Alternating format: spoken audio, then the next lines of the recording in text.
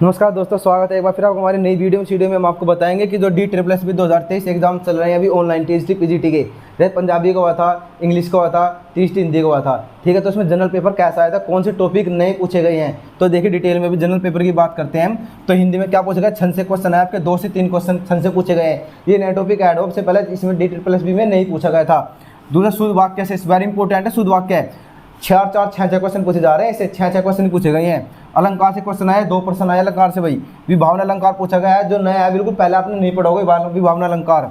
ठीक है, काव्य लक्षण 2 प्रश्न और गद्यांश से 3 से 4 प्रश्न पूछे गए हैं। जो नए टॉपिक की बात करें इस बार ऐड हुए वो है छंद।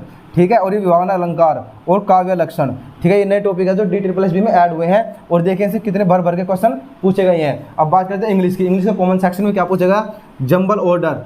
5 क्वेश्चन जंबल ऑर्डर से आते हैं। समझते हैं जंबल ऑर्डर, वो PQR के ऑर्डर में दे देता है कि कौन सा सही क्रम होगा इसका। ठीक है, वो इससे आपके 2 से 3 प्रश्न पूछे गए हैं, एक्टिव पैसिव।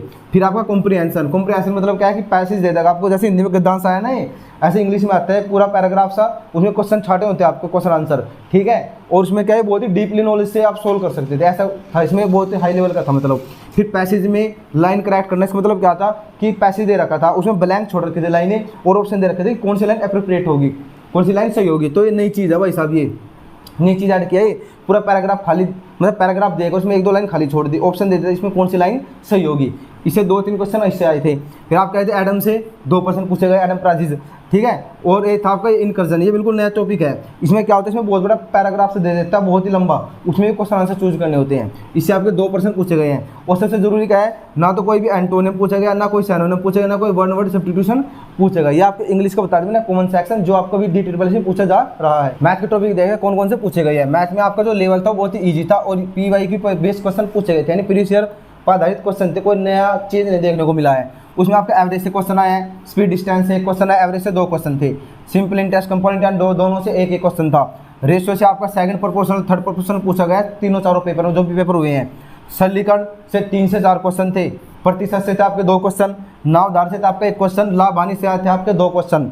ठीक है, ऐसे इंटरचेंज साइन का मतलब समझते हो ना, जैसे उसमें आता है ना रीजनिंग में, वो लगा देता है, बीच में प्लस माइनस साइन बदलने पड़ते हैं कि कब बराबर होगा नहीं होगा, इस तरीके से पूछा गया है ये। और टाइम एंड वर्क से भी क्वेश्चन थे आपके 2 क्वेश्चन। तो मैंने बता दिया मैथ के ये टॉपिक है तो पूछे जा रहे हैं, इसमें कोई नया चेंज देखने को नहीं मिला है, सिर्फ क्या हुआ है जो प्रीवियस ईयर थे उस पर आधारित है ये। ठीक है, अब बात करते हैं रीजनिंग। तो रीजनिंग का लेवल भी क्या रहा, ईजी रहा है। और SSC ने जो पैटर्न था SSC का, उस पैटर्न को रिपीट किया गया है। वो कहते थे ना भाई कि SSC का पेपर थोड़ी है, ये तो DSSB भी है, वो लेवल नहीं आएगा। तो देख लो SSC के क्वेश्चन को रिपीट किया इन्होंने, इसलिए मैं बार बार कहता हूँ SSC के प्रेस से लगाओ बस। सिलोजम के 4 से 5 क्वेश्चन, ये मैंने जो अपनी वीडियो बनाई थी ना रीजनिंग इंपॉर्टेंट पार्ट्स की, उसमें देखना मैंने ये सारे टॉपिक बता रखे हैं, और उनसे क्वेश्चन बने हैं। 5 क्वेश्चन इसके आए थे। वैन डायग्राम से 2 से 3 क्वेश्चन, डायरेक्शन पूछे गए थे 2 क्वेश्चन, और सीरीज से आपके 2 से 3 क्वेश्चन पूछे गए हैं। और फिर काउंटिंग ऑफ फिगर से पूछा गया 1 क्वेश्चन, और मिरर इमेज वाटर इमेज से थे 2 क्वेश्चन। ठीक है, वे थे, एक तो था अल्फाबेट का था, एक का ऐसे एक डायग्राम दे रखा था, चित्र से दे रखा था, उसका पूछा था क्या इमेज बनेगी। GS के टॉपिक की बात करें तो उससे मौलिक अधिकार से आपके 1 क्वेश्चन बना है, उसे पूछा था अनटचेबिलिटी, यानी कि छूत का अधिकार, आर्टिकल 21 में आता है ना, आर्टिकल 21 पूछा गया था। संविधान के भाग से पूछा गया था, संविधान भाग कौन कौन से होते हैं, 21-22 में क्या है, 11-12 में क्या, इस तरीके से।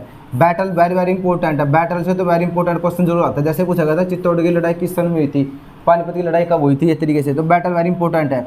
डांस पूछा जाता है साउथ इंडिया का, जो साउथ नॉर्थ का है ना, उनको अच्छे से पढ़ लेना, उनसे पूछा जाता है। डांस पूछा गया था साउथ इंडिया से। फिर नॉर्थ इंडिया से पूछा गया था ऊंची चोटी कौन सी है, जैसे कर्नाटक की ऊंची चोटी, इस तरीके से। तो ये पूछा गया था केरल की ऊंची चोटी कौन सी है, इस महाराष्ट्र की कौन सी है। मतलब साउथ और नॉर्थ की साइड के अच्छे से आपको तैयार कर लेने हैं, साउथ के ज़्यादा पूछे जाते हैं। ठीक है, और भारतीय जनगणना से क्वेश्चन बने थे 2 आपके, वेरी इंपॉर्टेंट है।